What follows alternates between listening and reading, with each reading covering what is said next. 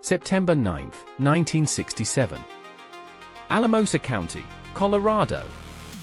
Nellie Lewis went out to check on her 3-year-old Appaloosa lady, called Snippy by the press, and found her dead in a field. That alone wasn't unusual.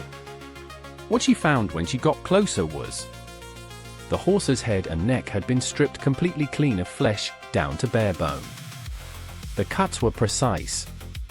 No ragged tearing, no claw marks, no sign any predator had been at work. The rest of the body was untouched. And there was no blood. Not on the animal. Not on the ground. Nellie Lewis and her husband Harry walked the surrounding area carefully. There were no footprints. No tire tracks. No drag marks. Nothing had approached the horse from any direction they could determine. A strong chemical smell lingered near the carcass, described as a medicinal, almost antiseptic odor. Nellie Lewis contacted local authorities and also reached out to the press. Her story was picked up by the Pueblo chieftain. The name Snippy is stuck, a misidentification from early reporting. The horse's actual name was Lady. The coverage made this one of the first widely publicized animal mutilation cases in American history. Nellie Lewis also reported finding a circle of flattened grass about a quarter mile from the body, roughly 6 feet in diameter. She described the area around the horse as showing small exhaust marks or indentations in the soil. Separately, she and neighbors reported seeing unusual lights in the sky over the valley in the weeks before and after the discovery. The case drew the attention of Dr. John Altshuler, a Denver pathologist and hematologist. He examined the remains and later stated publicly that the excision showed evidence of cauterization, as if heat had been used to cut and seal the tissue simultaneously. He said he could not identify a conventional surgical tool that would produce that result. The U.S. Forest Service and local law enforcement conducted their own inspection.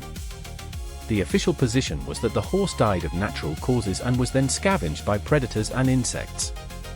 The Forestry Service specifically cited blowfly larvae as responsible for the tissue removal.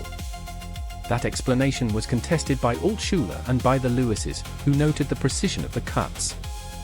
Independent researcher and journalist Coral Lorenzen of the Aerial Phenomena Research Organization investigated and documented the case in detail. She noted the absence of insect activity near the carcass, unusual for an exposed animal body in warm weather.